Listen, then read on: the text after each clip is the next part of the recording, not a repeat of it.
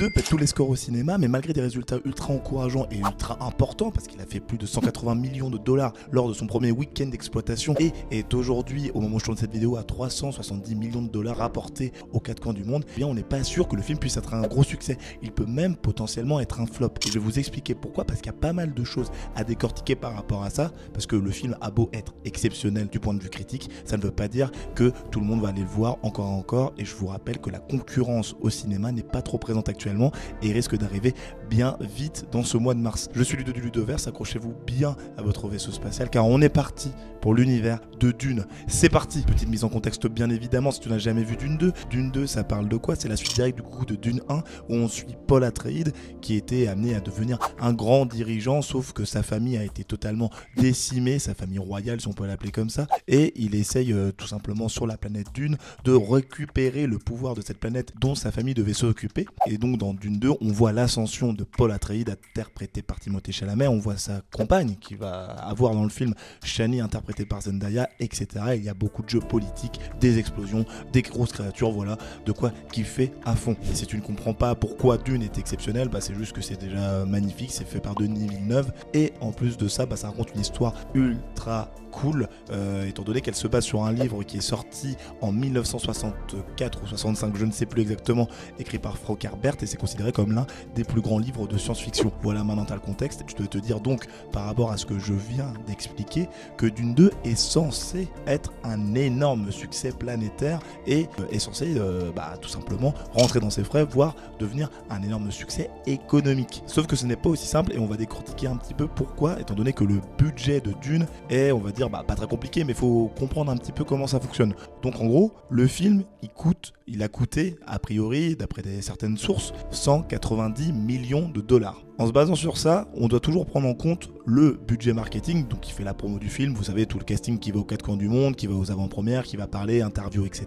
Et en plus de ça, il y a une partie de ce qui est rapporté, des billets vendus tout simplement pour aller au cinéma, pour aller voir ce film, qui sont ensuite donnés au cinéma, qui est effectivement logique. Et donc forcément, c'est pas parce que vous avez un budget de 190 millions de dollars que vous devez faire donc 190 millions de dollars pour rentrer dans vos frais. Il faut toujours voir ça en faisant un petit calcul en mode x2, x3 approximativement pour se dire ok, là vu que j'ai tel budget, vu que j'ai tel coût pour ce film-là, faut que mon film rapporte tant. Et donc là, pour le coup, avec les 190 millions qu'a coûté Dune 2, eh bien, il faut que le film fasse à peu près 500 millions de dollars. Et si vous m'avez bien écouté au début, bon là, je sais que c'est la partie un peu data, chiffres, etc., qui est pas forcément la plus intéressante, mais elle est importante à avoir, parce que là, effectivement, le film, il fait 370 millions autour du monde, alors qu'il n'est qu'à sa 3e semaine d'exploitation, mais il peut y avoir un gros ralentissement par rapport à pas mal de choses. Et là, je vous explique tout ça bien entendu. Avant tout, le problème ou l'avantage de Dune 2, à vous de me dire, bon l'avantage on va dire pour le spectateur qui est fan, c'est que le film est long. Le film dure 2h45, donc effectivement si t'es fan de Dune ou même de n'importe quel film, dès que le film est plus long, t'es content parce que t'as plus de choses à regarder et tu peux consommer beaucoup plus et kiffer ton petit moment. Sauf que qui dit film plus long, dit forcément, mécaniquement, moins d'entrées au cinéma. Si le film il dure 2h45, bah tu peux le voir moins de fois ou il peut être diffusé moins de fois dans une journée. Donc forcément, tu gagnes mécaniquement moins d'argent. Ce qui peut donc pénaliser sur le long terme, on va dire, les chiffres que devrait faire le film Dune ou n'importe quel film assez long. Sauf que bien entendu, là vous voyez, là je vous donne l'exemple qui est en train de dire, enfin l'argument plutôt qui est en train de dire que Dune va flopper, mais sauf qu'il y a un contre-exemple. À chaque fois, bien entendu, là il y a eu les Oscars, je pense que vous avez dû suivre ça de loin ou de près, mais vous avez vu qu'Oppenheimer a tout raflé, avec meilleur réalisateur, meilleur acteur, meilleur film il me semble, meilleur second rôle, bref, Robert Downey Jr., Cillian Murphy, ou encore Christopher Nolan, vous connaissez ces noms, j'en suis sûr. Et donc, ce film-là a tout raflé aux Oscars, et en plus de ça, il a rapporté 960 millions de dollars. Sauf que là, t'es en train de me dire, bah oui, ok, d'accord, il a rapporté beaucoup, mais pourquoi tu me dis ça? Bah c'est simple, le film dure 3 heures. Donc, dès le moment où le film est un giga succès, même si on peut moins le diffuser au cinéma, si les gens vont le voir régulièrement, encore et encore, et le bouche à oreille fonctionne, bah dans tous les cas, tu rattrapes un peu cet écart de profit que tu pourras avoir sur un film de 2h30 ou peut-être même 2h ou 1h30, tu vois. Donc effectivement, ça peut pénaliser Dune 2 une telle durée, mais en même temps, il y a des contre-exemples à voir ce que ça va donner par rapport à la suite. Second argument, comme je vous l'ai dit, donc qui dit Dune 2 dit Dune 1, et le premier film est sorti en 2021, et il n'avait pas du tout fait les mêmes chiffres que Dune 2. Mais en gros, lorsqu'il est sorti au cinéma en 2021, il avait rapporté à peine 430 millions, si je ne dis pas n'importe quoi, 400 millions de dollars à travers le monde, avec 30 millions en plus qui ont été amassés récemment, étant donné que le film est ressorti au cinéma pour la sortie de Dune 2, et comme ça fait un petit peu une petite sortie, on va dire, pour les gens qui souhaitaient le revoir ou le voir tout simplement avant Dune 2. Et Dune 1 avait coûté à l'époque 165 millions.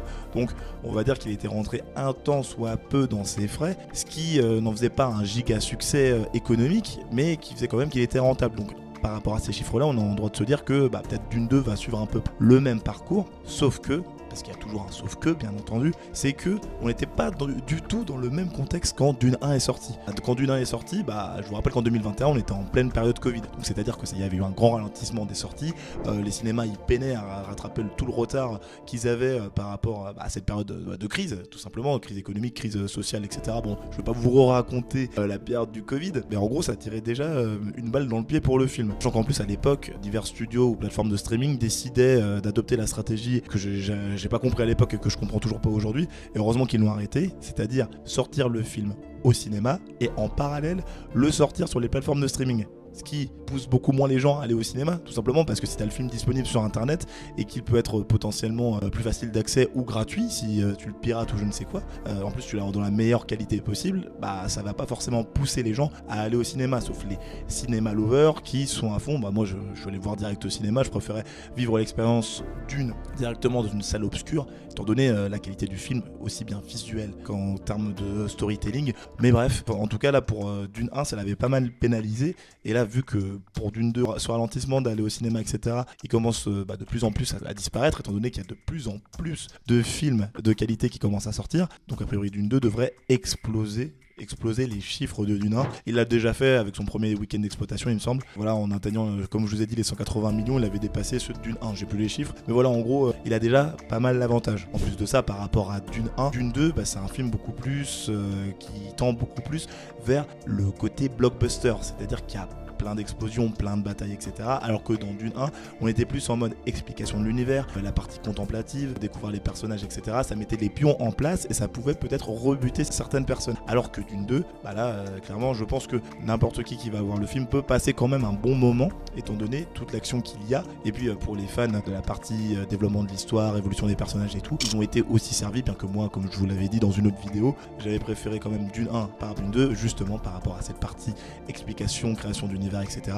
Après bon, chacun son avis, c'est pas ça qui fait, c'est pas moi qui vais changer le box-office, bien entendu. Ensuite, il y a eu quelques projections qui ont été présentées par le média The Hollywood Reporter, avec cet accent magnifique, vous l'avez vu, dites-le moi dans le commentaire si l'accent est magnifique, parce que ça fait toujours plaisir. Mais en gros, d'après les projections, le film devrait rapporter à la fin de toute son exploitation au cinéma entre 600 millions et 700 millions, ce qui fait pas du tout de Dune 2 un giga succès. Ça en fait un succès, oui, un film qui est rentable, mais pas le giga succès tant attendu. On va dire qu'il fasse un petit peu plus pour être catégorisé comme giga succès, et pour ça il va falloir que le bouche à oreille fonctionne toujours, et je pense que ça va être un petit peu compliqué pour le coup. Après bon, il y a pas mal de fans qui vont le voir plusieurs fois. Moi je l'ai vu 2 fois, histoire d'avoir bien l'histoire en tête pour pouvoir faire les vidéos et même pour kiffer tout simplement. Mais il y a aussi d'autres mecs qui vont le voir plus que 2, 3, 4 voire 7 fois, et faut les féliciter, parce que il y a un gars comme ça que j'avais vu sur Twitter, il arrête pas de choper des likes, etc., et des retweets par rapport à ça. La dernière fois que j'ai regardé, t'es allé voir le film pour la 14e fois. Donc autant vous dire qu'avec des gens aussi investis, peut-être que